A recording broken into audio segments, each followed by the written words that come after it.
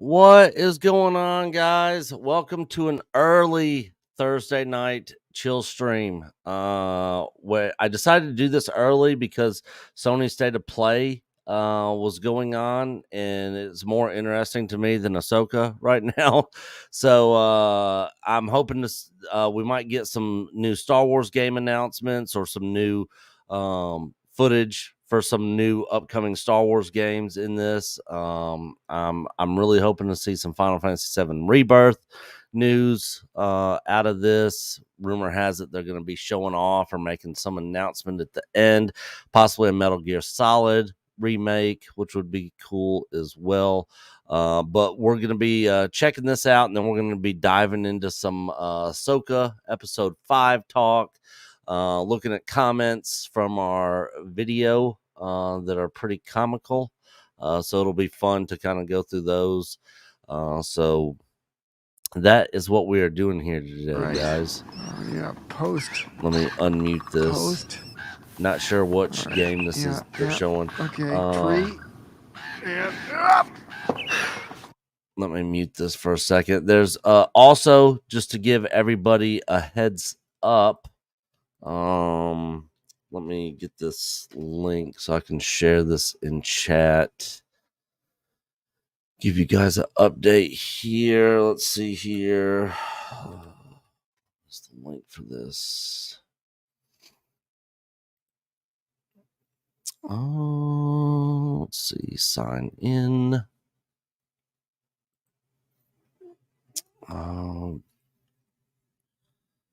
Stupid verification code. Resend code. Let's see. 3.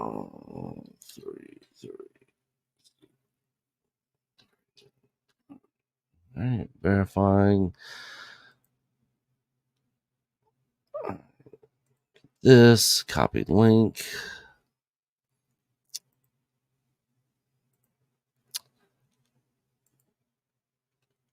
All right, guys. So here, I just posted in chat is the GoFundMe link. We are now at 15, which the next new computer GoFundMe is $850, but we actually got 700 in direct donations for that. So we're actually at $1,550 for that. So I can replace this piece of crap computer that I have and get back on camera and get back to doing some video content.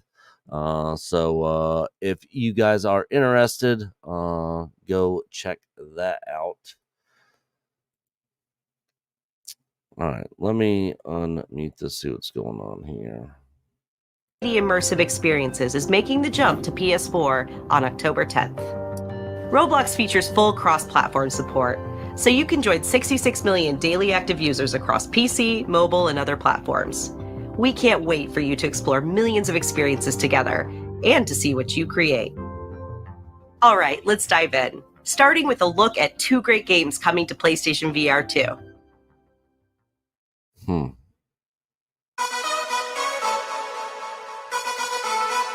Oh, Ghostbusters Welcome VR. to the Ghostbusters. You might be new here, but we have a job to get done. Oh my gosh. The city isn't going to save itself. So get geared up and join the team, because working together will give you the best chance. We got this. Luckily, you'll have access to the latest ghost-busting gadgets, if you can earn them. We're talking turrets, shields, decoys, and so much more. Throw your trap. Wow. Light him up. I'm picking up something. Whoa. Watch out. You'll need to be ready for anything. Here he comes. Before you'll be ready to take on the Ghost Lord. Ghostbusters, Rise of the Ghost Lord. Oh yeah, these guys, mini puffs, they can be a real pain in the... Mini puffs. Best VR ever was the Battlefront X-Wing mission. That was freaking awesome. Getting to fly in an X-Wing. When Coach was at my house after I got the VR system, No that was the fucking first way. thing I had to do. Oh. Here's VR. Resident Evil Biohazard, that was a scary VR game.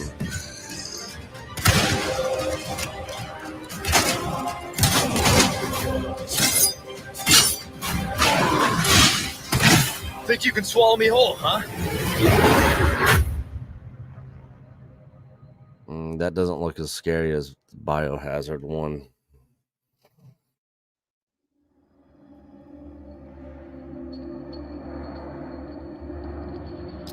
No, Donald, the X-Wing VR did not let you do the Death Star. It was just one mission.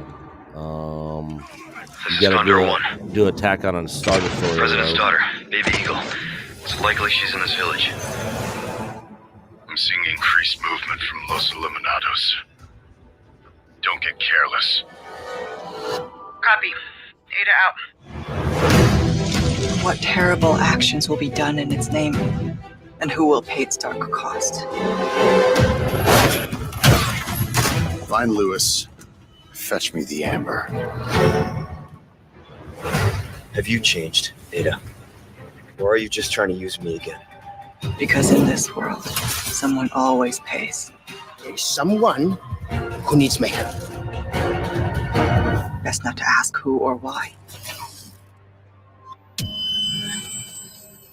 It's what I researched for all these years, Ada. And I see the symptoms already showing in your eyes. I was sitting there and I was like, is this a Resident Evil game? Sure enough, it was. I haven't played a Resident Evil game since.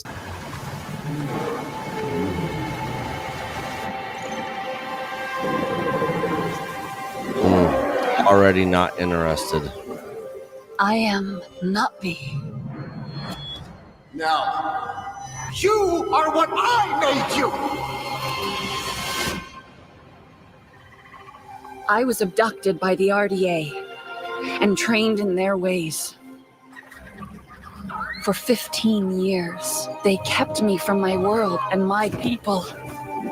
Wait. You have the map. You are Sorrento. The poor child knows nothing of our ways. Let Home Tree be a refuge from your burdens. I must seek those who can teach me the ways of the Navi and help me reconnect with my world. Nice Indians. Follow me! I won't hurt you. No! Visually, it looks pretty awesome. Not a fan of Avatar.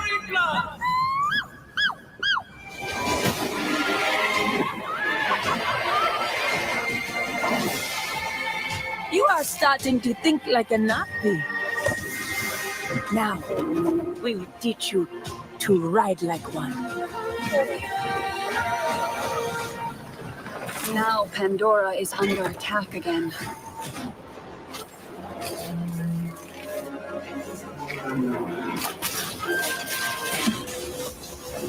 I will not allow the RDA to destroy this land. This is my home.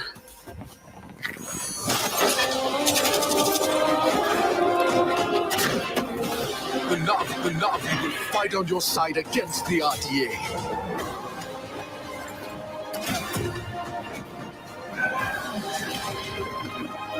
That's cool. I am Navi, and I will protect Pandora. Sivako!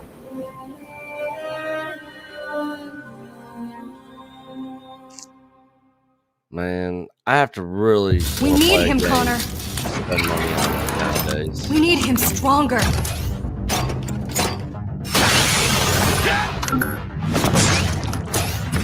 Faster.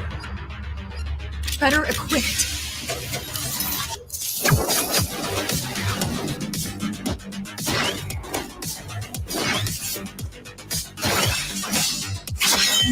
vicious than ever. We need him ready. Ghost Runner.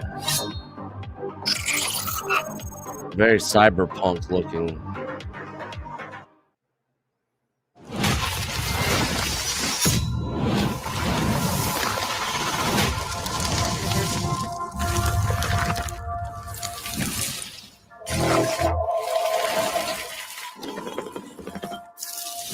Oh, doing an ASMR video here.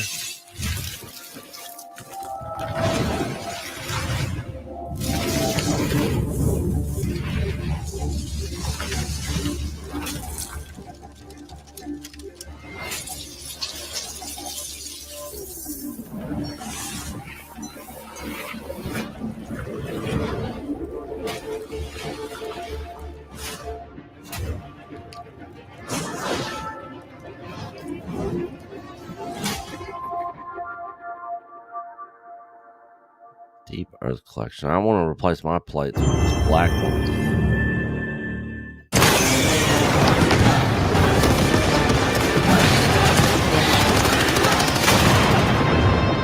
Hi, I'm Johan Pilestedt, CEO and Creative Director at Arrowhead Game Studios, and today I'm pleased to share an extended look at Helldivers 2. We're starting on the ship's bridge, preparing to select our mission from the Galactic War map. Once cleared for mission engagement, it's time to go into your Hellpod and prepare for planetfall. Today, we join a squad on one of the many planets in the galaxy, set on an important mission to eliminate a deadly bile titan.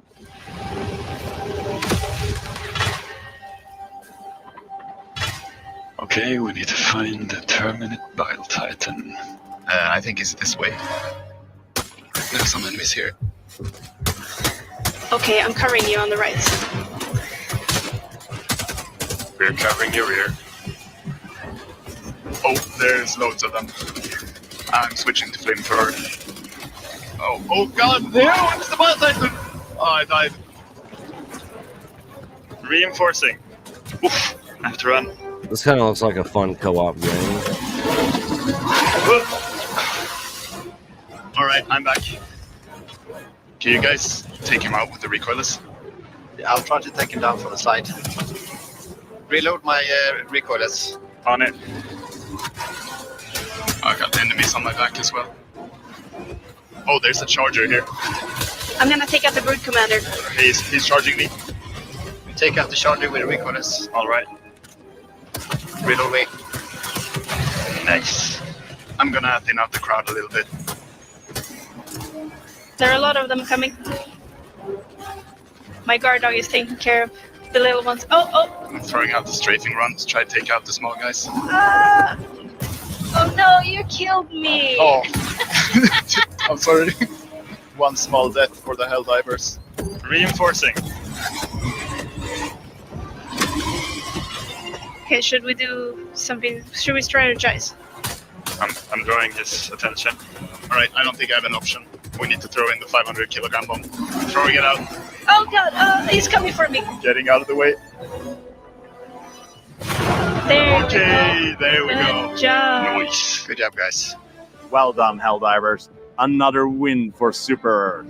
Was it just me, or did it seem like they weren't working together very well? Players are rewarded for their efforts, allowing them to upgrade their ship, weapons, armor, and stratagems, giving them the edge in the many battles to come. I hope you enjoyed seeing a glimpse of just one of the many missions and planets the game has to offer. Now go out there and spread managed democracy.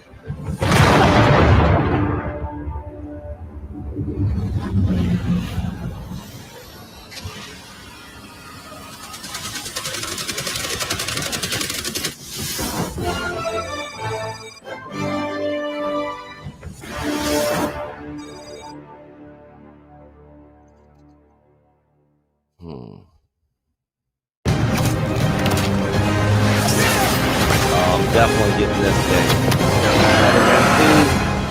Oh yeah, for sure. This is Brian Intihar, Senior Creative Director at Insomniac Games. Thank you for all of your amazing feedback to our demo at the showcase earlier this year. Marvel Spider-Man 2 is filled with an amazing story and story missions. But today I'm here to provide you with a first look at how the open world experience is evolving and how the game is built to take full advantage of the PlayStation 5. The first thing you'll notice is that our city has nearly doubled in size with the addition of 2 iconic New York boroughs, Queens and Brooklyn. And we've introduced the web wings, an entirely new mechanic that, when combined with web swinging, allows you to traverse the city in a whole new way and at faster speeds than ever before. Whether it's the neighborhood backdrop of Queens or the fireworks that light up the sky over Coney Island, exploring these areas will feel much different than the towering skyscrapers of Manhattan, while also delivering memorable locales like Peter Parker's old stomping grounds in Midtown High and Miles Morales' current place of learning, Brooklyn Visions Academy. Hey, Miles, what's up? I don't know if I'm Speaking getting of heroes, MK1, Chris. Marvel Spider-Man 2 will introduce the ability to switch between Maybe the if two it wall goes on crawlers in the sale, open world. when it goes on and sale. thanks to the power of the PlayStation 5, you can make that switch almost instantly. Delivering a bigger city and playing as not one but 2 spider heroes were big goals for Marvel Spider-Man 2. But this time around, it was equally important to provide a greater sense of exploration and discovery. As you progress through the main story, a number of new activities and storylines will become available. The majority of those will now be represented by visual cues in the world that grab your attention, such as a flock of Kraven's Talon drones circling a building, a mysterious symbol projected into the sky, or even an unfamiliar spider-bot ping emitting from one of the rooftops. Many activities, like the Hunter's cloaked blinds that overlook the Big Apple, lead to even greater challenges, yet yield worthy rewards and new information about Marvel's greatest hunter, Kraven.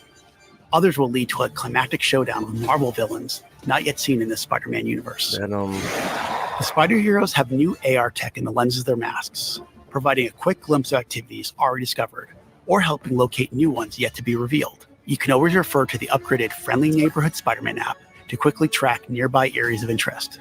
The app will also include incoming requests from those who call Marvel's New York home. Some will ask for either Spider Hero to help, while others, like the students of Brooklyn Visions calling upon Miles, will require you to put on the mask of a specific hero. All these activities, including crime to stop from the game's various enemy factions, also now feed into the new District Progress system, which even provides more rewards and unlocks our brand new fast travel system. As you can see here, the PlayStation 5 and its SSD means you can move across the city with very little downtime. Finally, the more city you explore and the more activities you complete, the more ways you'll be able to customize your Spider Hero.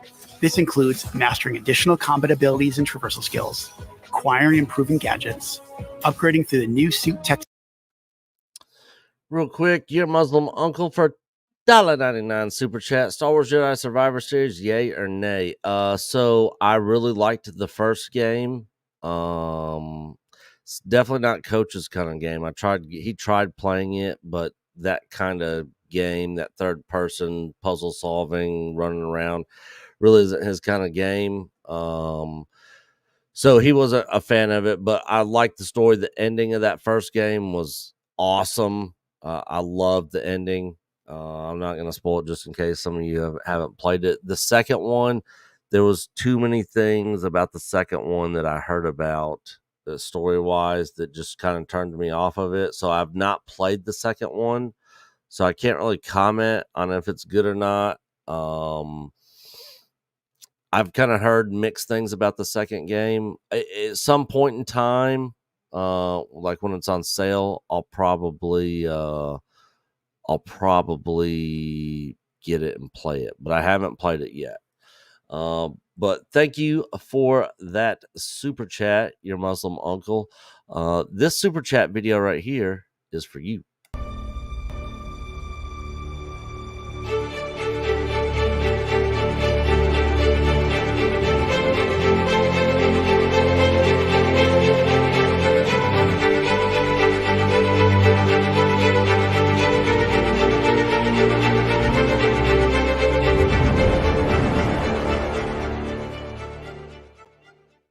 System, and of course, unlocking additional spider suits. And we're talking lots and lots of suits. Marvel Spider-Man 2 will feature over 65 suits from the comics, movies, and multiple original designs. And thanks to the all-new suit style system, you'll now have more than 200 different ways to outfit your friendly neighborhood Spider-Man. That's cool. I like on the behalf of customization Insomniac on the Games, suits. we couldn't be more excited about what this expanded city has to offer and all the new ways you'll experience Marvel's New York. We look forward to seeing you swinging around in Marvel Spider-Man 2 when it launches October 20th, only on PlayStation 5. I will definitely be playing that.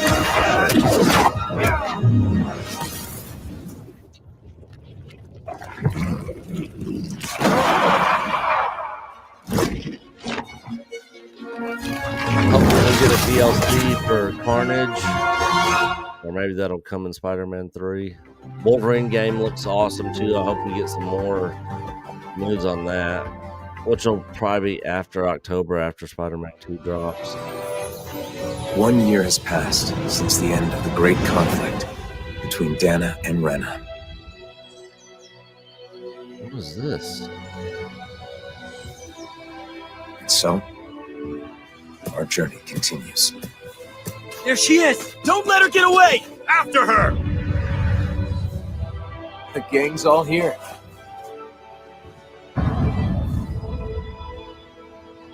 The hell she did? She's a monster!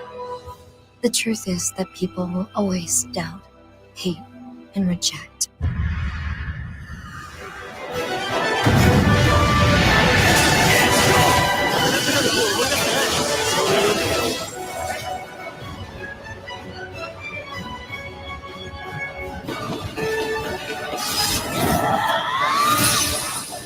All differences must be erased. Once there are no differences, there will be...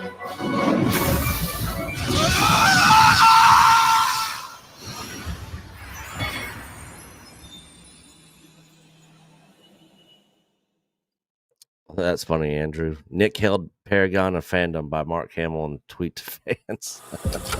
What we call destiny is neither visible nor tangible. We will be getting into it is Ahsoka as certain talk as the after this is over, collapsing and guys. converging of the past and present. I called out to you and you came. The future is like a labyrinth. Every divergence is merely an inducement. There is only one real path.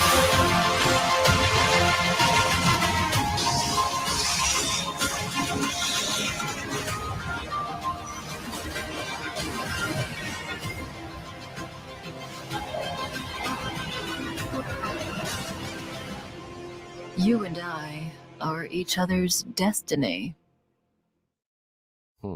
Hey, Beth Vegas! Having a great time? I hope you're all ready for the Foam Stars Open Beta Party!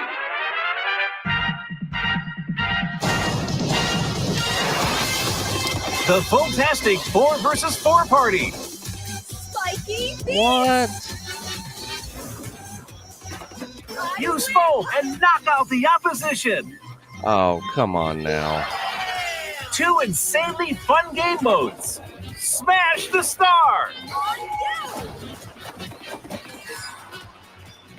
Defeat the star player to win! When this game comes out, I'd like to see the Happy player Bat base for Survival. this. Dominate the arena in teams of 2 with support from your allies on the outside.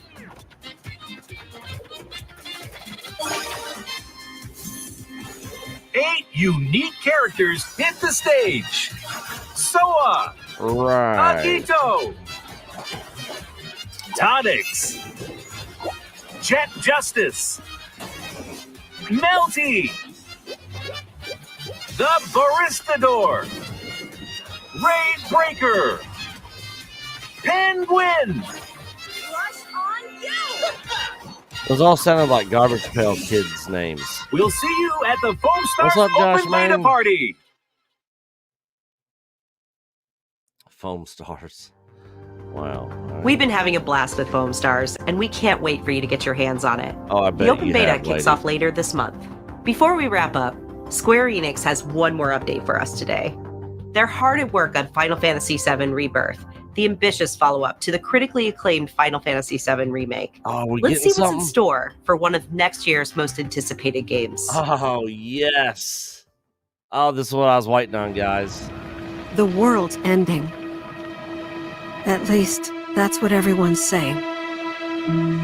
This sky, I don't like it. Ready to fire, sir.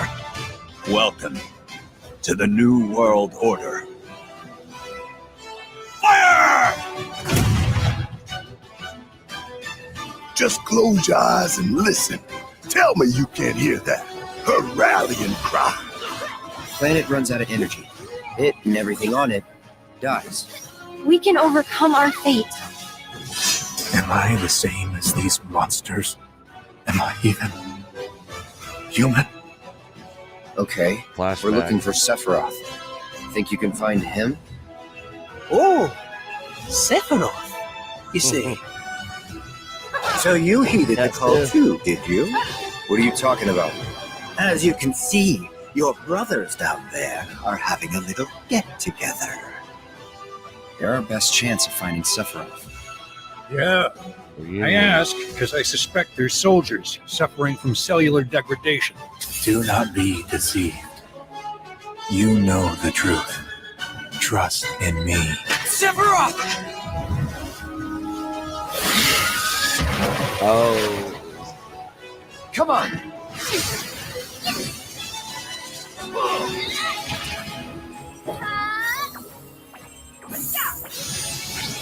On me. Oh, wow. Sephiroth and Cloud fighting together. That's badass.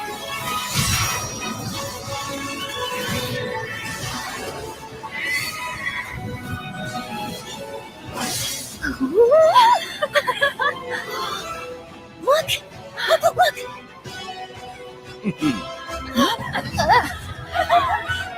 Look! Oh, we're gonna have Chocobo racing, bike racing. Excuse me. Could you look after my friend? Just for a bit.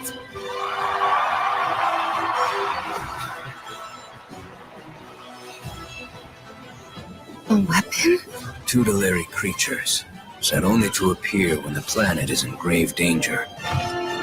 Who dares disturb my slumber? It's upon us. The reunion. When worlds merge. I'm waiting, Cloud.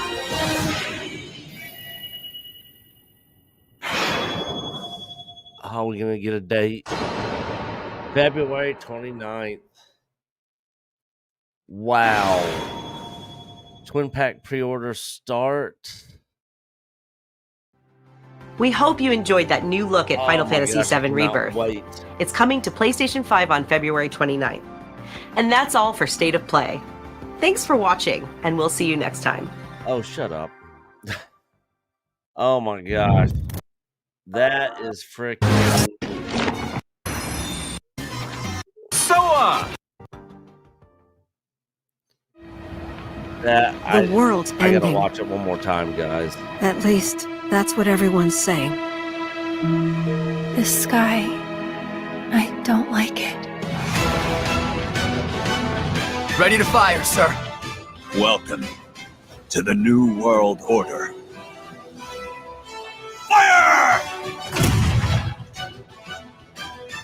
Just close your eyes and listen. Tell me you can't hear that. Her rallying cry. Planet runs out of energy. It and everything on it dies. We can overcome our fate. Am I the same as these monsters? Am I even human? That's the flashback Okay, scene from Crisis we're looking 4. for Sephiroth. Think you can find him? Oh, Sephiroth. You see. So you heeded the call too, did you? What are you talking about? As you can see, your brothers down there are having a little get-together. They're our best chance of finding Sephiroth. Yeah. I ask because I suspect they're soldiers suffering from cellular degradation. Do not be deceived. You know the truth. Trust in me. Sephiroth!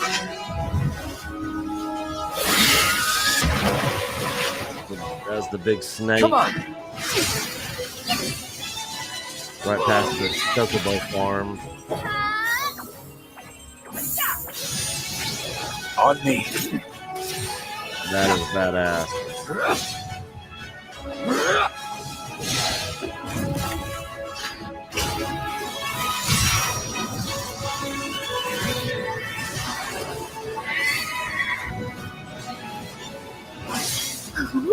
Odin. Look!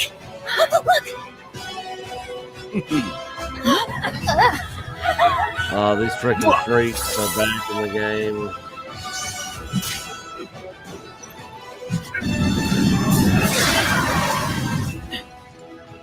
Excuse me.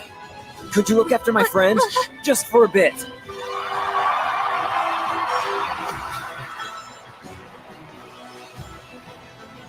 Is that Genesis? Tutelary creatures, said only to appear when the planet is in grave danger. Who dares disturb my slumber? Oh, man. It's upon us. The reunion. When worlds merge. I'm waiting, Cloud.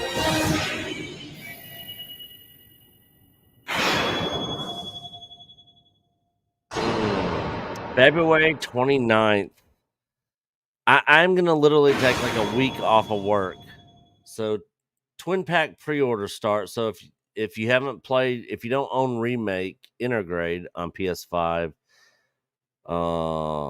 you can pre-order and I guess start playing it now and then pay for Rebirth, which this is a PS5 exclusive. It'll eventually come on PC. Rebirth will. Well, Remake Intergrade you can get on PC now, but Rebirth will be PS5 exclusive. Oh my gosh, I'm more excited for that. Oh, shut up, lady. I don't care what you guys say. I'm more excited for that than anything Star Wars. Anything Star Wars. Like, it's not even freaking close. That's freaking awesome. I cannot freaking wait. I'm super excited for that game. It is my most anticipated game coming out. So let's go ahead. I'm gonna get let me get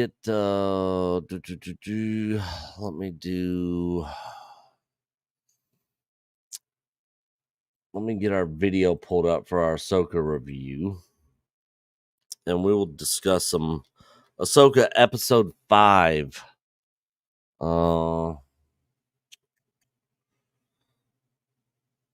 Let's see here. Let me go to let's see, our channel videos. Episode 5 review. Comment section. Let me sort by newest first.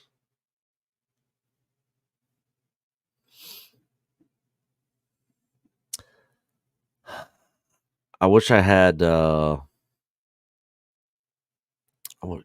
you sort by I'll just do top comments.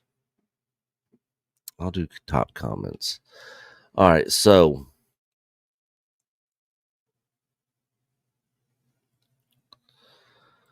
what is going on, Thrawn? Yeah, so normally we do the Thursday night chill stream. I decided to go early today because they were doing the Sony State of Play. Rumor had it that there's going to be a new Final Fantasy VII Rebirth trailer, and there was. We got a release date for February 29th. The game is going to drop. I wouldn't be surprised if it got pushed back to March.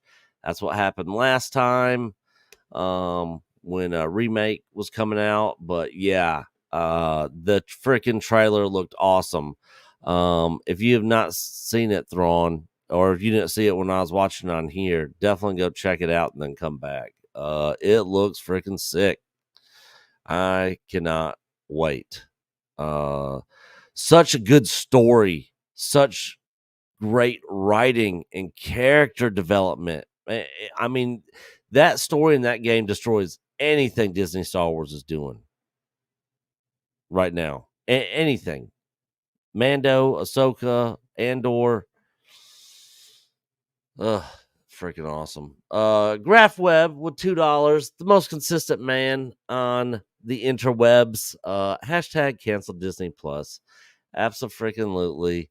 As everybody knows, I've not given a dime to Disney Plus, not one single time, and I never will. Never will until they're under new management and Star Wars is truly saved, not the fake saving that Ahsoka episode 5 has given. Let me let me share my screen here. No need to share the audio. I'm just going to do top comments because I'm sure. So a lot of these are a lot of these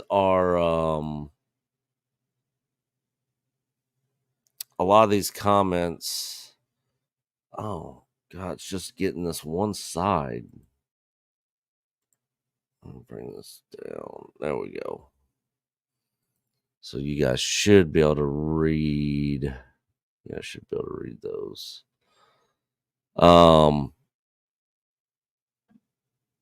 So hopefully you guys have seen our review on Ahsoka. We've been getting absolutely destroyed on this video because people can't handle, I guess, somebody else's opinion, especially if they don't agree with them or like the same thing that they like. Before I say anything, if you loved this episode, that is 100% perfectly fine. I literally have no issue with anybody that loved this episode of Ahsoka.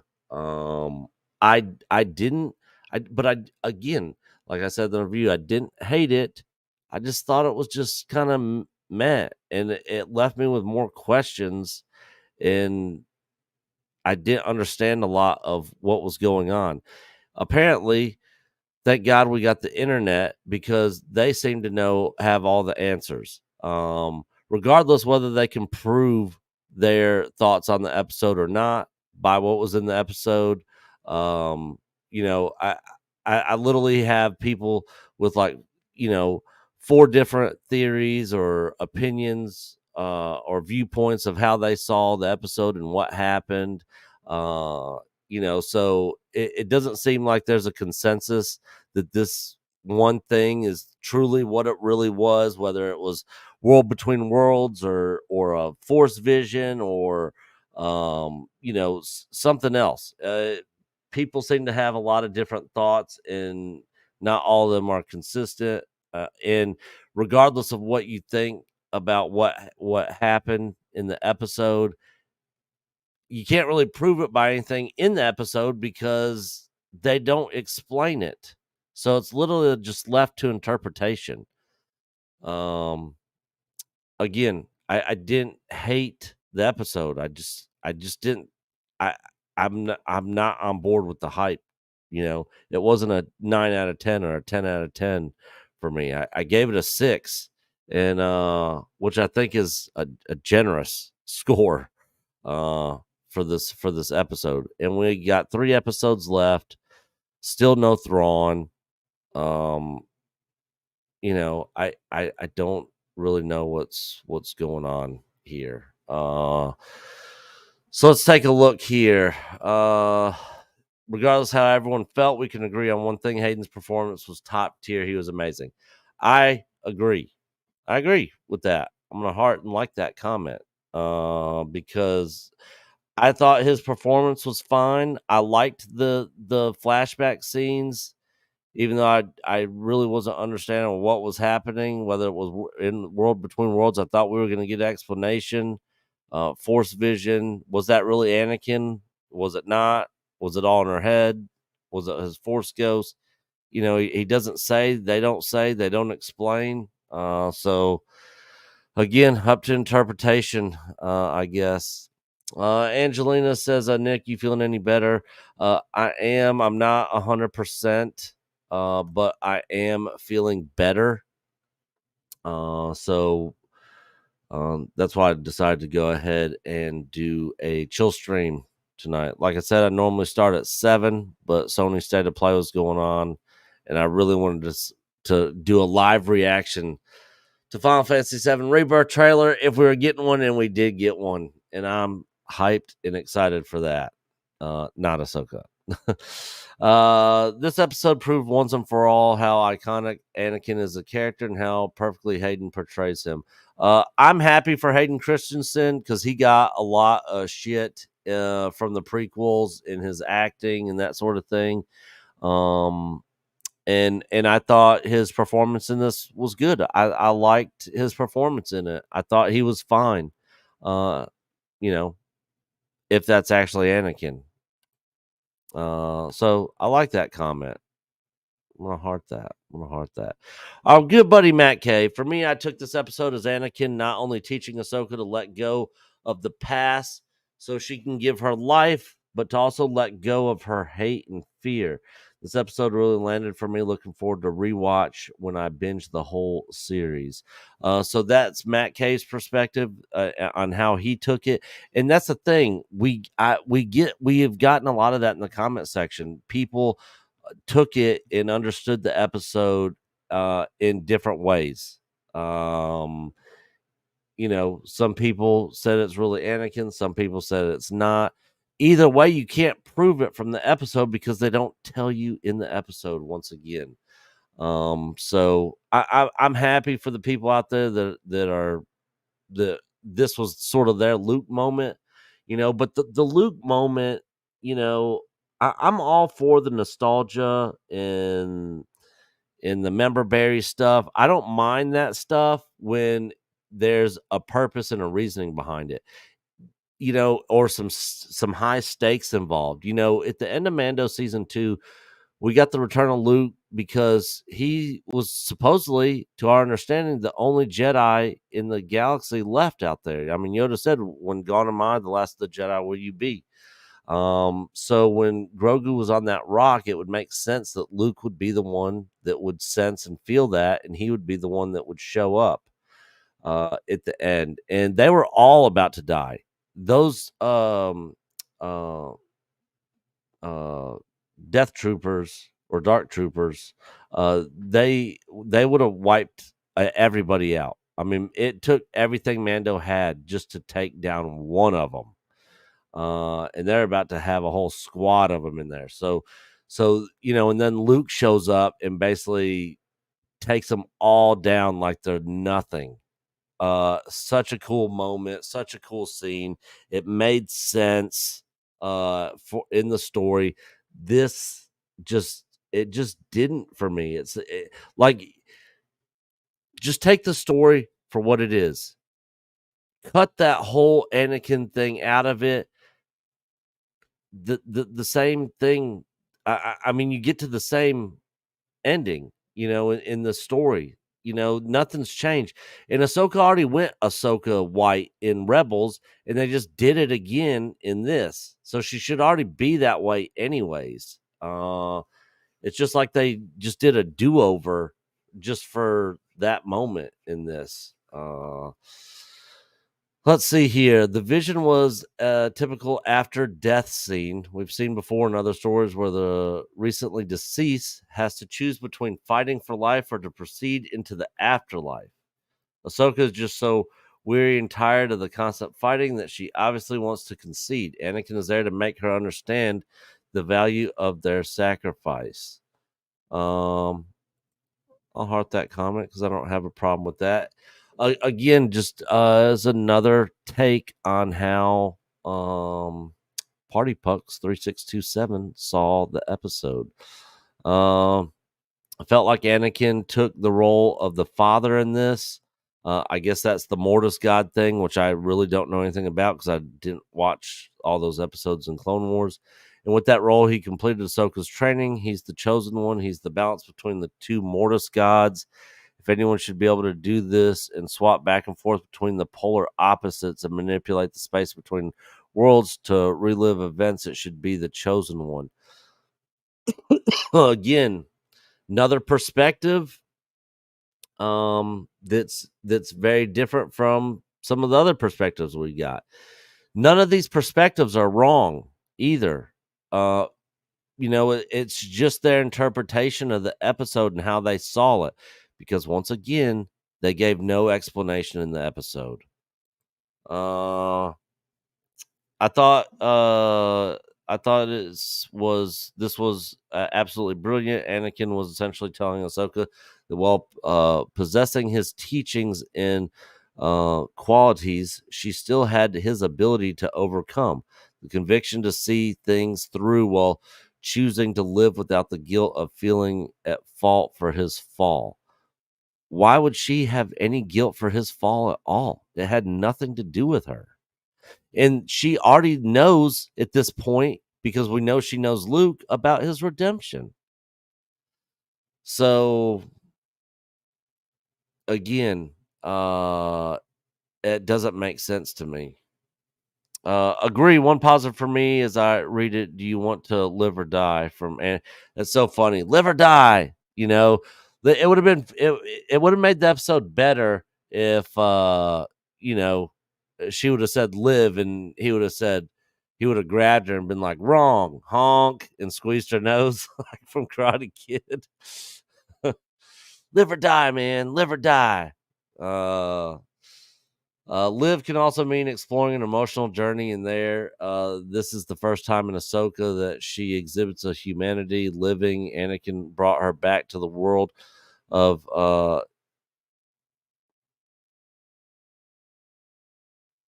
interactive living. After all the trauma, she is on a new journey. So I'm fine with that comment as well. I can't wait to get some of the hate-filled comments because they're the funniest. You know, another thing is at the end of the episode, you know, the Pootie Tang droid's like, so they know where to go. They're taking us to where you know, Sauron's eye hyperspace too, and she's like, I don't know. You know, we'll see what happens. You know, like just like I guess we'll just go off into the middle of another galaxy, into the deep reaches of space. No clue where we're going, if we're even going to be able to get back. You know, like, let's just go. Like, what? Why would you do that? And then she promises to Hera, she promises she'll find them. How can she promise that when she just literally said she has no idea if they know if they're going to the right place or not? Again, it's just it just doesn't make sense. Doesn't make sense. I feel like Ahsoka was unsure and filled with a sort of regret. Then she had to fight Anakin to win, to prove to herself she wants to live. After that, she seemed bright with smiles and confident in what she is about to do. I mean, maybe that's possible, but the thing is, none of that was portrayed in any of the previous episodes. That she was filled with any kind of regret, that she was struggling with depression. You know, we didn't see Zoloft bottle pills, you know, on her nightstand next to her bed. Nothing. We got nothing to show us that she was struggling with anything. Again, it's just not good writing. I you know, again, if you guys like the episode, that's fine. There's nothing wrong with that. I don't get it. You know, I watched the thing twice, and I don't understand the hype behind it. I just don't. So this person says, I thought it was pretty simple. It was Ahsoka reconciling her life. So here we are, a completely different outlook on the episode. And this person thought it was pretty simple. Well, all these other people that of comments I just read thought it was pretty simple too, and had a completely different outlook. It was Ahsoka reconciling her life, dealing with what Balin said, that her legacy was death and destruction, wondering if she would just give up because it will just lead to more war. Okay. She doesn't live because she defeats Anakin. She defeats Anakin because she chooses to live and keep fighting. Again, none of that was explained or even portrayed. Not in my eyes, anyways. I feel the weakness was not emphasizing that the last lesson Anakin teaches her is that there was more than just the fighting. That she was trained to fight because that was what was required at the time. That he was teaching her to lead as much as fight. Her reconciling her guilt that Anakin became Vader. Again, why would she feel guilty about that? It had nothing to do with her. Was more implied than shown. I didn't get the implied part of that, but all right. Which could have been done better. I thought the whole episode could have been done better. But at the end of the episode, she seems at peace, and I appreciate that she has gone from stoic to driven to more calm and hopeful. Nothing wrong with that comment. I'll heart it as well. You know, that was their outlook on it.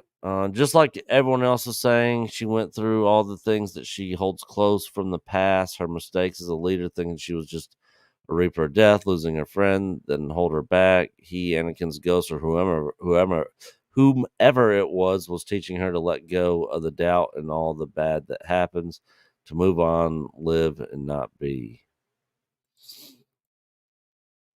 In my opinion, this is the best Star Wars content since Luke Skywalker's epic hallway scene in Mandalorian Season 2. Frozen Nuggets. You get a heart, too. Glad you liked it. Anakin's final message was stop holding onto the past, because she said, Anakin, you are a monster. You became Darth Vader. He said, you see, Ahsoka, that's your problem. She kept holding on to the past. She wasn't living her life, so I don't get why Nick is confused. It's common sense. Dave did a good job explaining that. I didn't think so at all. Yeah, was that even Anakin? Where were they? How did they end up there? I mean, so many questions. You do not get a heart. It might sound crazy, but there's a theory that after Anakin died in episode 6, after becoming a Force Ghost, he actually started becoming the father from the Mortis arc. I think he was trying to teach Ahsoka a lesson the whole time, because she is now the daughter. The daughter saved her life by putting her life force into her. The son is, and the whole Mortis thing, if it has anything to do with that, they should have given some sort of explanation to that, and they didn't. They didn't give any explanation or tell the audience anything about any of that, so it just left a lot of people confused. I have, a lot of people I've talked to who watch none of Clone Wars, watch none of Rebels, are completely lost in this show. They're completely lost. They don't know who these people are, what's happening, what's going on. They're just lost.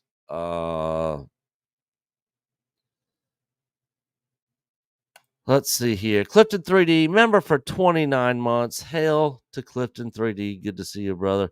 I'm tired of needing to make shit up in my head to make their poop shows work better.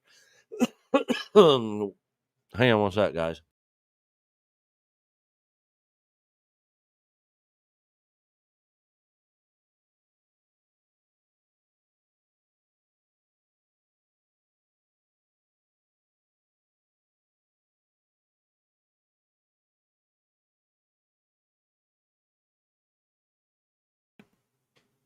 Sorry. I had to mute my mic.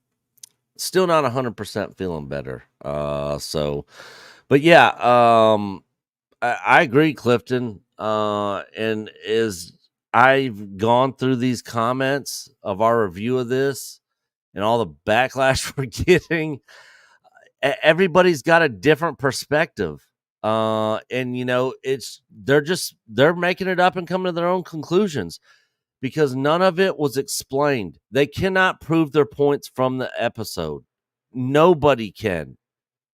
All you can prove is that somebody that looks like Anakin was talking to Ahsoka, and they were going through the past like freaking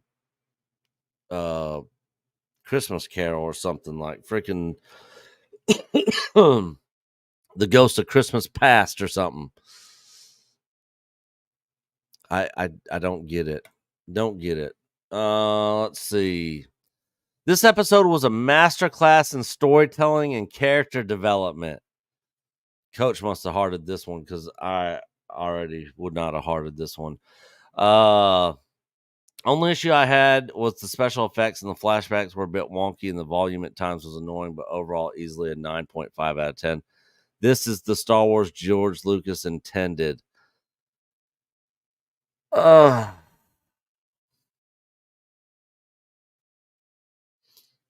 Masterclass in storytelling. I 1,000% disagree. 1,000%.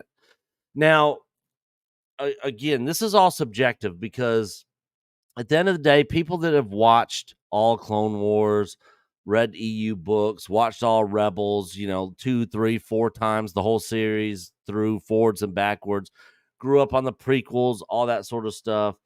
All those people might have a better understanding, of this, but I can tell you right now that people that are not up to speed and didn't watch any of that stuff are completely lost and flabbergasted from this show.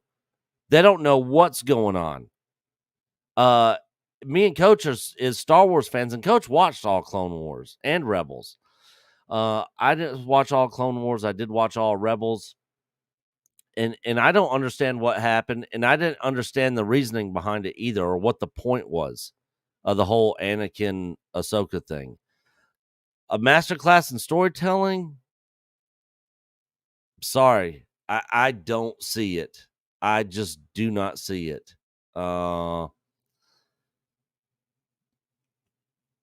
Let's see here. Real quick. Let me undo this here. Shout out to my boy Latino Slant in the house. What is going on, brother? Ahsoka sucks, but yeah, I agree. Clifton is right on, 100%. I mean, you got to just make it up in your own head. What about the prequels, Nick? Yeah, I of course I watched the prequels, and the prequels. I got a lot more appreciation for the prequels now than I did when they came out. I was not a fan of the prequels. Episode 3, I thought was the best one out of all of them. My favorites of those were in reverse, basically episode 3, 2, and 1. But I really didn't like the prequels at all. Now, after seeing the sequel trilogy, I have more of an appreciation. After seeing some of Clone Wars, I have a little bit more appreciation for the prequels. But there's so many things that did not add up going from the prequels into the original trilogy. And so when I watched the original trilogy, and I watched it a bunch, like I know those movies forwards and backwards. I can literally listen to the soundtrack of any one of those movies and tell you what's happening on screen and what lines are being said at what point in time the music's playing. That's how many times I've seen these movies. The OT I know forwards and backwards. When I watched the prequels, it felt like George didn't even know his own movies. There were so many things that just didn't add up. I thought they could have been done a lot better. George got a lot of hate for it, but I know a lot of people grew up on those movies, just like I grew up on the OT, and that's their Star Wars, and they love the prequels, and there's nothing wrong with that. That's perfectly fine. Let's see here. I'm trying to find some of the hate comments because there's some really funny ones in here. Hayden turned in an incredible performance, I thought. Other than that, it seemed like Anakin was teaching her to live, to keep fighting, and to not give up just because things are dark. And I agree, it would have been great to have Ashley's voice. That young actress did well, though. Yeah, so I like that one. I'll give that one a heart. So, yeah, the young actress who played Ahsoka, I thought she did fine. I thought her performance was almost better than what Rosario Dawson's has been so far in this show. And I liked Rosario Dawson as Ahsoka. I'm not attached to the Ahsoka character, so I'm not as diehard about it as a lot of other people are who just absolutely despise Rosario Dawson's Ahsoka. I'm just not invested in the character, so I don't have that bias. But when I was watching that, when I saw young Ahsoka, I was like, I literally right before she started talking, I was like, "Are we about to get Ashley Eckstein voice?" Because a lot of people were, thought that she should have been Ahsoka, in this show. But that would have been a good opportunity to, throw her a bone and kind of honor the work that she did from all the Clone Wars by having her voice, have that young actress, portray the character, say the lines on set, obviously, and then just overdub that with Ashley Eckstein's voice and have her do the lines. I think fans would have absolutely loved that. Hearing Ashley Eckstein's voice, but, seeing a young actress portray her, I thought that was a missed opportunity on their part. Hayden had a real presence in this episode. Was not a waste of him. These visions had deep meaning. I failed to see the deep meaning, but all right. The Jedi Code was compromised by the war. Anakin had to teach Ahsoka warfare instead of peaceful study. Ahsoka questions if that will be all that she will be able to teach her own Padawan.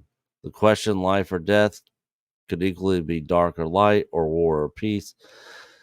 These concepts resonate with some of the comments made by Balin when he fought Ahsoka and are at the core of Star Wars. I think that if this series is still doing it for you, then it's probably time to get isn't doing it for you. It's probably time to get off the bus. It's sad that the sequels made such intense damage, but at some point we just need to move forward. So this person thinks that we hate everything that they do because of the sequels. Not true. Not true at all. And if anybody watched our Mando reviews for seasons 1 and 2, they would know that. I mean, there was even stuff in Book of Boba Fett, the 2 episodes that had no Boba Fett in it that we liked, that we talked positive about. And again, where we haven't completely hated all over Ahsoka, we just don't think it's that good. Like, I don't think it's just complete dog shit, but I don't think it's the greatest thing ever either, or a masterclass in storytelling by any means. But we're Star Wars fans, and regardless, we're going to give it a chance. We're going to watch it, and we're going to give our thoughts and opinions on it. So, yeah, we're not getting off the bus, buddy. We're still going to review it, talk about it. But me and Coach are seriously considering rebranding the channel and starting to cover other stuff, because after this Ahsoka show, what do we got to look forward to? The Acolyte? What's the other one? Skeleton Crew? After Mando season 3, I'm not really all that excited about Mando season 4 at this point. I mean, what's the Rey movie? I mean, what's the Lando show? What is there to be excited about? How is Star Wars saved from this one episode? I mean, we got Dave Filoni's movie coming out. Maybe it'll be good. But if it's anything like this show, it's not going to be good for me. I have such a high bar for Star Wars. And if it's not met, I'm going to express my thoughts and opinions on that. And it seems like so many people, it's like being out in the desert, with no food and water for days, and this Anakin Ahsoka thing was a couple raindrops of water on your tongue. You just, oh my gosh, finally, and you just fall in love with it. Well, you're still in the desert. You're still in the desert. There's still no more water around. So Star Wars is saved, I think, is going a little too far and extreme. Like, pump the brakes a little bit. You know, let's see how this thing turns out. Dead Mike's got it. R.I.P. Wade.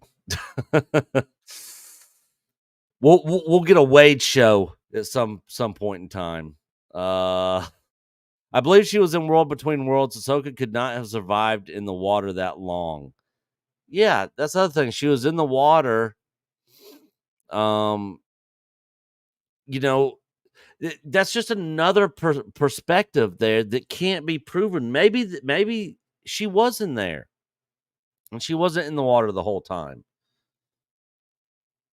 Maybe when she came out of the World Between Worlds, she was then in the water, and she was holding her breath just for that short moment in time. But again, they don't explain it to you in the show. It's just left for you to wonder or guess about or come up with your own conclusion. That's just not good storytelling. It's not good writing.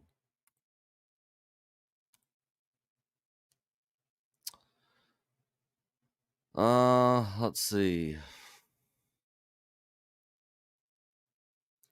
So let's see. Ahsoka had serious PTSD. Again, that was not conveyed in the show at all. Not at one single point in time. She had a choice to live or have purpose and hope again, or she could die and exist with fear and guilt. Simple explanation. Again, if it was that simple, everybody would have come to that conclusion. But I've already read through this comment section about 3 or 4 other takes that people had on it, and it wasn't that one.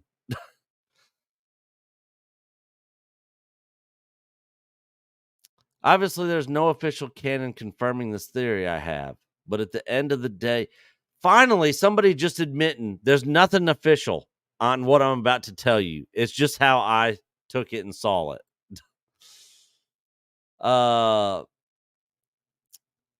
If Anakin is the one with the Force now, and he is wanting to convey something specific with his Padawan, that even just being the chosen one means he can manifestate himself however he wishes in terms of creating a platform to show something specific to Ahsoka, doesn't mean he is literally going back and forth from Anakin into Vader.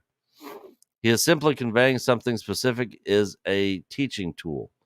In the scene when young Ahsoka tells Anakin that he has become something more powerful and dangerous, Anakin looks at her in disappointment and tells her specifically, "Is that what you really think?"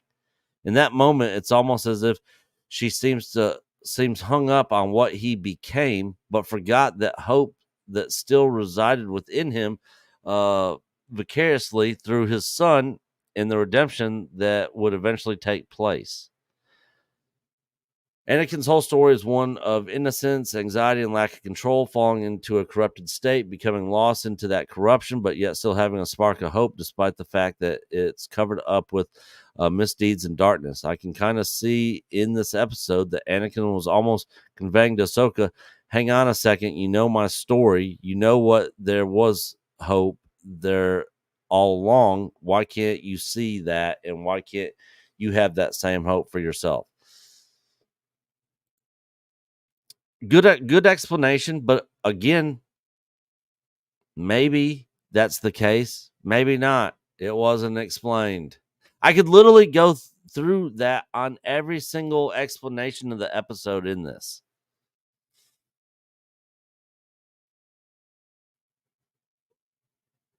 You guys clearly weren't paying attention. That was Anakin. Actually, Anakin. His Force Ghost. That's the first time I've seen a Force Ghost that wasn't translucent. First time ever. Didn't look like any Force Ghosts I'd ever seen before. He conjured a Force vision because he was watching Ahsoka and saw her fail. Well, if he conjured a Force vision, then it wouldn't really be his Force ghost, wouldn't it? It would just be a vision in her mind, which means that she wasn't actually in the world between worlds. And the lesson was quickly obvious for anyone paying attention, which you weren't. She let her past and guilt define her present. That's why she failed as a mentor to Sabine. And that's why she lost to Balin. Anakin was there to teach her to let go of the past and her guilt. See, more of this let going of the past. Nothing was. She never talked about that being an issue. That was never portrayed.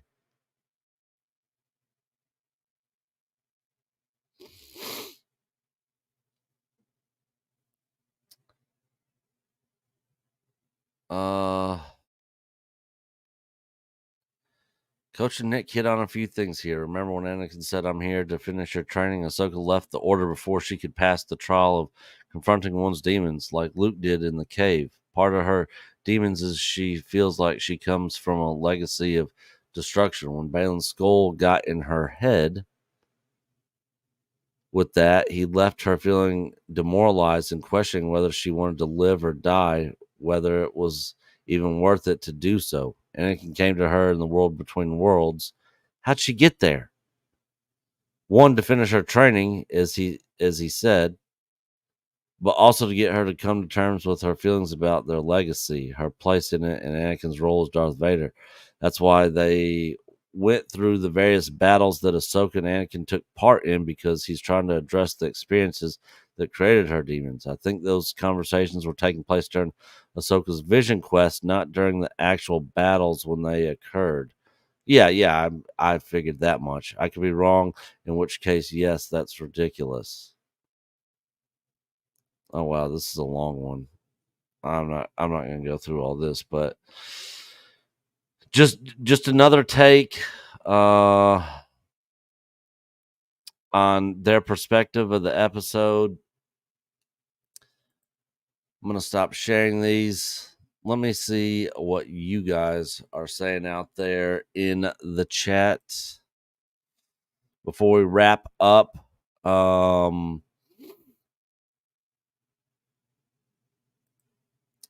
Nick, eat your slop. Donald J. Skywalker, it's frustrating. It is. This show is frustrating. And I'm not trying to, and I could nitpick the smallest little things. I'm not trying to nitpick the show. I'm literally just calling out the things that stick out like a sore thumb. I mean, the arm crossing thing is getting old, but whatever. It's not that big of a deal. Mars needs Max. You can't trust us, Nick. We'll say anything. Just tell me what you think. I'm not going to scold you. Anybody in chat right now could be like, you don't know what you're talking about. You're an idiot. All right. Tell me where I'm wrong. Like, but explain it. Show me where you can prove what you're saying from the episode itself. I'm telling you, nobody can. It's left to interpretation, which is the most frustrating thing about the episode. Just add a couple lines of dialogue in there. Just a couple lines to help the audience understand what they're watching and what's going on. Because so many people that aren't up with all the Star Wars lore and everything are lost and don't know what's happening. They don't know what they just saw. John Campea, who is a big time Disney shill, literally said after that episode he's checked out of the show, out of the Ahsoka show. A Star Wars Disney simp is checked out. And again, I don't absolutely just hate this show. I just think it's not very good.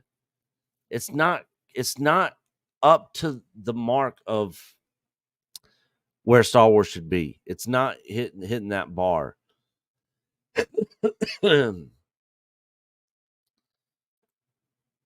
Matt Cave, brother. I covered Sony State of Play at the beginning of the stream. Saw it live. I had to watch it a second time. I'm going to be ending the stream in about 5 minutes, and I'm actually going to be going over. I'm going to go watch it on the big TV out in the living room in Ultra HD 4K. I cannot freaking wait for that freaking Rebirth game to come out. We got a release date, freaking February. We're getting the game. You gotta get back. You gotta get back on it, man. You gotta get back on the game, Matt Cave. Hell, just do the playthrough and just drop the videos. I like it better if you're doing the live playthrough, because then I can sit there and watch and give you hints and help you out, which is fun.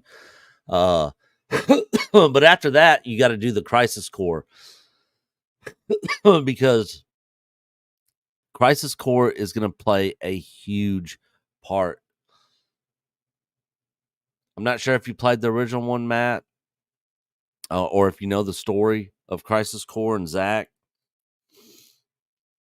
It is a must know. There's a reason Square dropped that game before this next episode or this next part of Rebirth.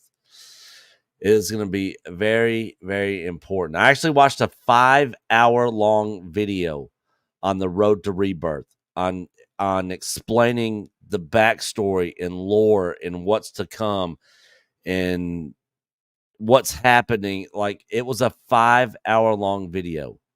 I ain't watching no 5-hour-long video on anything Disney Star Wars. Final Fantasy VII, yeah. Because that shit is awesome.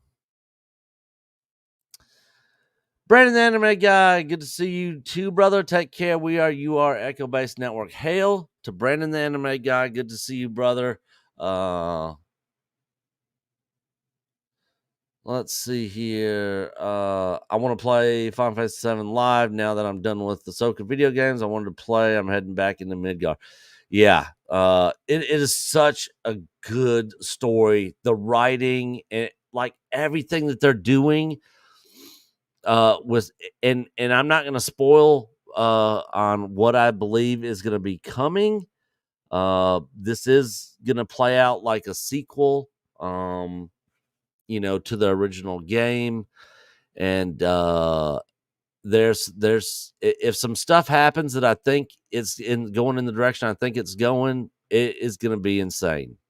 But the character development, it's just top notch. It is absolutely top notch. I wish that some writers like that were doing Star Wars, because if it was, then Star Wars would really be saved.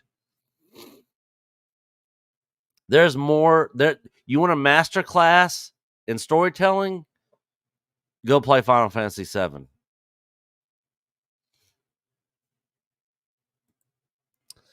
What's up, Mary? I am doing good. I'm still not 100%, but I'm doing better. Sundowners Club, what is going on, brother? Have a good night, everybody. Later, Nick. Hail, Sundowners Club. Good to see you, brother.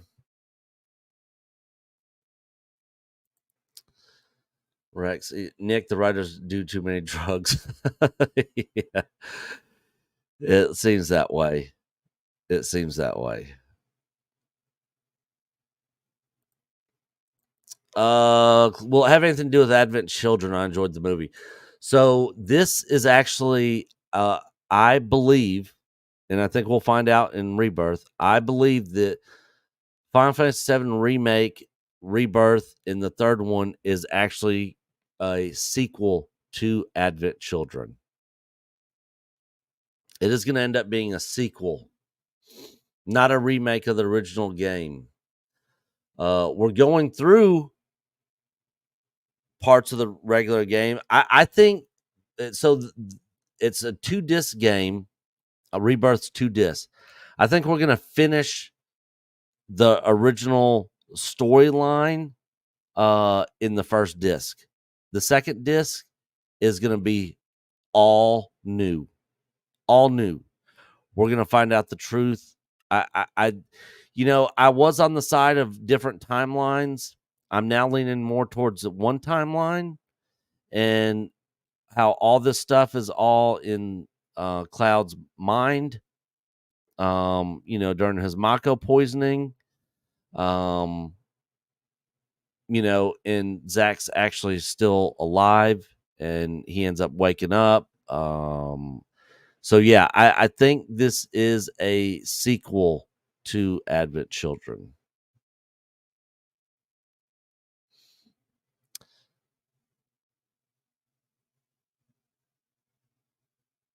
Let's see here. Sopranos Masterclass 2. I've not seen Sopranos, but I've heard nothing but good things. Breaking Bad was a masterclass in storytelling. Absolutely love Breaking Bad. Some of the seasons of Game of Thrones. Harmonic Shredder. Star Wars will never be what it once was, Nick. That ship has sailed, but I'm right there with you, man. I'm right there with you.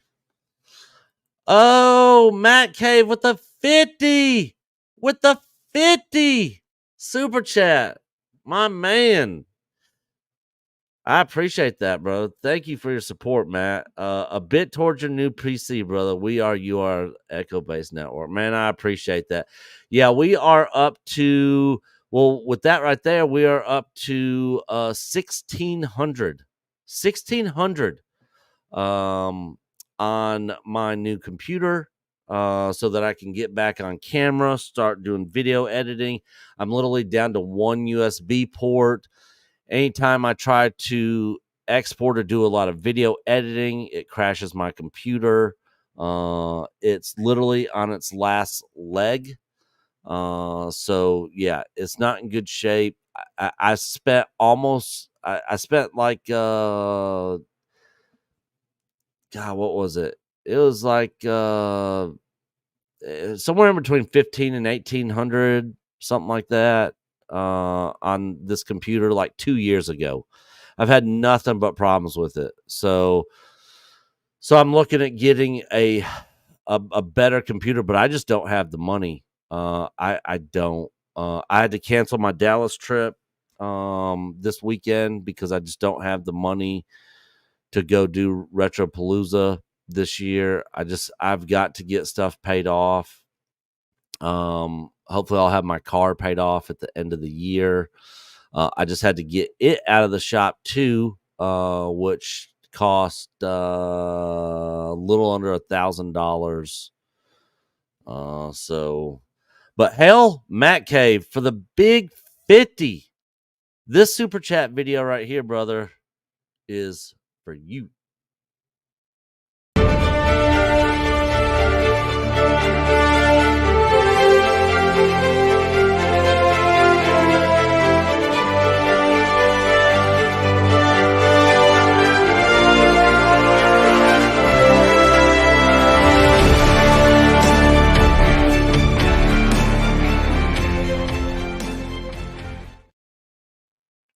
Thanks again, and hail to Matt Cave. If you guys aren't subbed to Matt Cave, go sub to his channel. He does some awesome stuff over there. A lot of nostalgia, retro game stuff with some mixed in with some modern stuff. So yeah, definitely go check out Matt Cave Gaming. Good guy. Matt's a good guy. Angry Canadian, no, we did not get a any update on any new Star Wars game in State of Play. I thought we might get something, but we did not. We did get the Final Fantasy VII Rebirth trailer though, which was awesome. And then Tokyo Game Show, I think, is next weekend, so we might get something on some of the new Star Wars games there. maybe get some more gameplay, or some new news on some new games. So Tokyo Game Show's the next big one that's coming out. So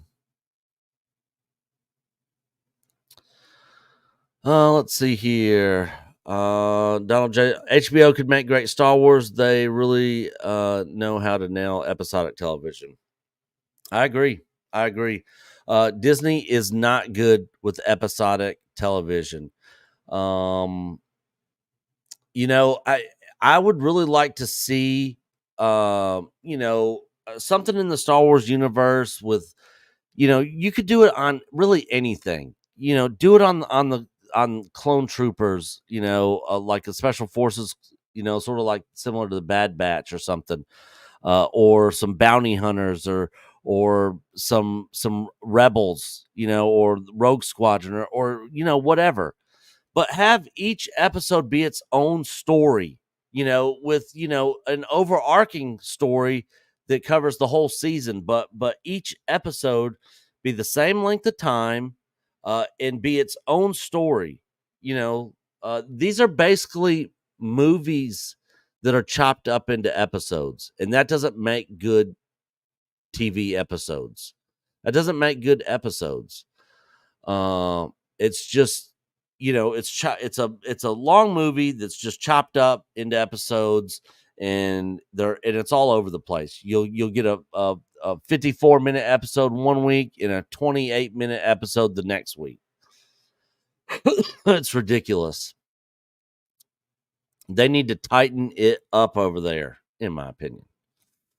Matt Cave Gaming shared my thoughts on 5th episode of Ahsoka last night. I overall really loved it. That said, I totally understand it's not landing for everyone. Hopefully for a really solid finale. Yeah, I hope it ends strong. With all the hate we're getting, I mean, me and Coach don't want Star Wars to suck and be bad. And we're not just looking for a reason to hate on it. We want it to be good.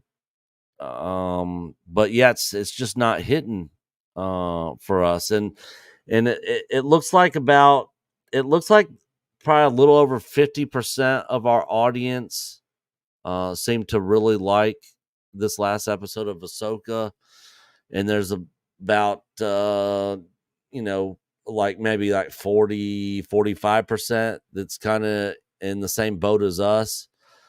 So I think it's another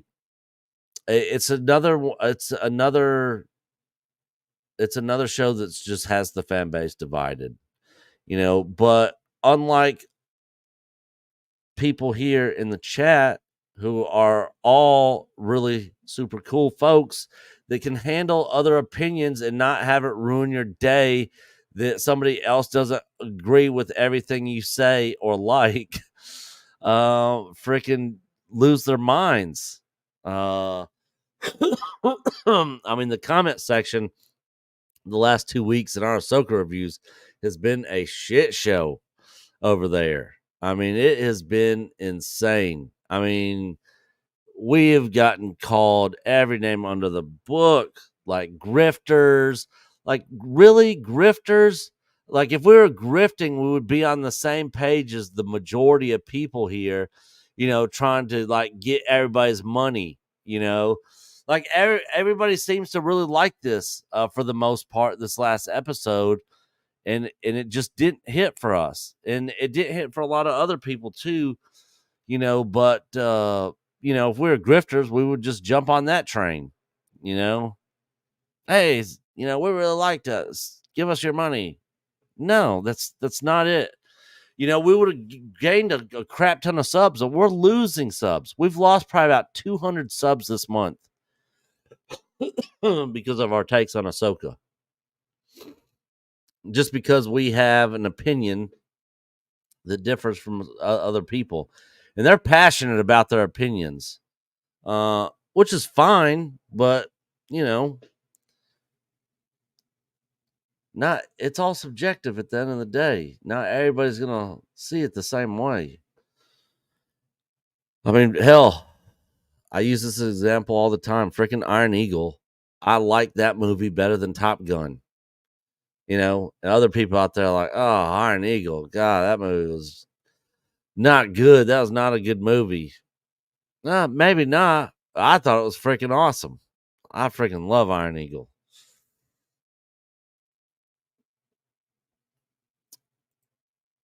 Differing opinions make for good conversation. They do, or they can.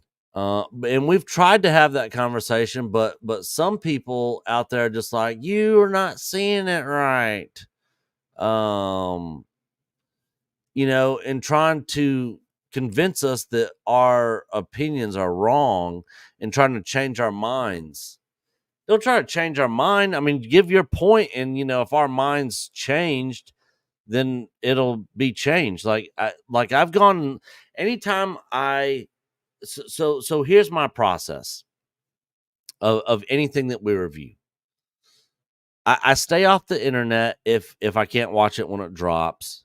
And then when I watch it, me and Coach watch it, and then we immediately give our take. We don't marinate on it. We don't think about it. We don't watch it a second time. It's just our initial thoughts and reaction. Most of the time, I'd probably say 90% of the time, our minds will change one way or another a day or two later, by the time our Saturday stream hits, because we've watched other content creators on people that felt the same way we did and people that didn't feel the same way we did. And when we watch other people and go out there and get different perspectives, we go into that with an open mind, like, all right, did I see it wrong here? And there's been several times I've gone and watched other people's videos that really liked something I didn't, or really hated something that I liked, and they were able to sway my mind because they made some really good points that I didn't even think about. And I'm like, okay, that's actually a really good point. I never thought about that. I actually like this even more now, or I hate this even more now, whatever the case may be. So, we go into that and are open to having our minds changed and to changing our thoughts and opinions on it, and to kind of get a broader perspective. If we were just trying to hate on it, we would just be stuck in our ways and just be like, everything sucks. Nothing was good about it at all. But we give some positives pretty much about everything. There's stuff that we like, stuff we don't like. We try to be as authentic and honest as possible. But then we have people coming at us, oh, you're not understanding it right, like, and trying to like get us to like, hey, you're wrong, this is how it is. Don't try to change our mind, just tell us your thoughts on it.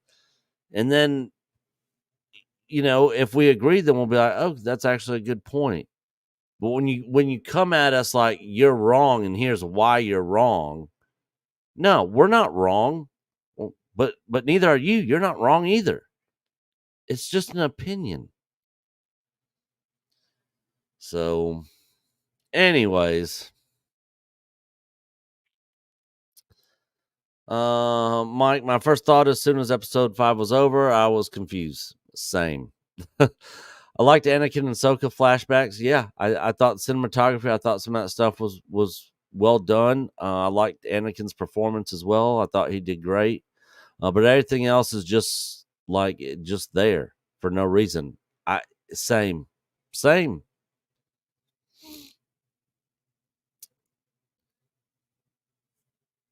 But then you got all these people that have to do the mental gymnastics out there to make sense of the episode, to come and explain to me what happened.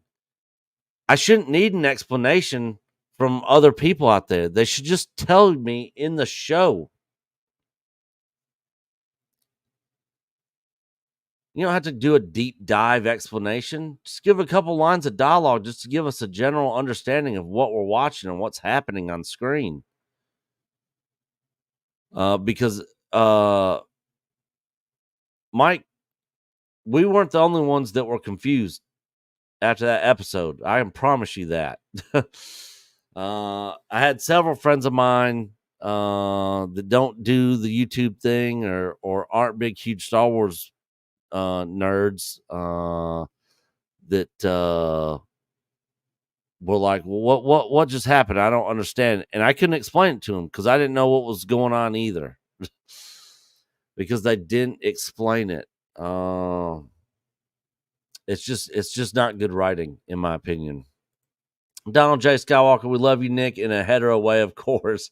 Hail Donald J. Skywalker. I love all y'all too. You guys are what keeps this channel going. You guys are the ones that keep us going. And we appreciate all of your continued support. Well, with that said, guys, I think I'm going to wrap this up. I got some work I need to go do, and I need to go take some more meds so I can try to get back to 100%. But I haven't done anything in a minute, so I want to just come on here and hang out with all of y'all and kind of go over the state of play stuff, and then do this talk a little Ahsoka. Coach will be here Saturday. I might be on here with him. But I'm not sure if I'll even be here. So you might get both of us on Saturday. You might not. I am going to be doing members streams, are going to be coming back on Sunday. So I will be doing that Saturday afternoon or Sunday afternoon. Just keep an eye on the community page on when, what time that'll be. With football season here, I'll probably do it at the beginning of the start of the second half of the games on Sunday. Because if there's a big game going on and it's getting down to the wire, it goes into overtime, like I really don't want to miss it. So I'll do it like at the start of the second half of the game. So it'll probably be around 3:30, 4 o'clock. I'll probably do it. So member streams come back this Sunday. Of course, Saturday night live stream. With that said, I'm going to get out of here, guys. Thank you so much for being here and all your continued support of us here on the channel. As we always say here, you are Echo Base Network. Until the next one, guys, we'll see y'all later. Coach and Nick from Echo Base Network, thank you so much for being here with us tonight at Echo Base TV, where community happens.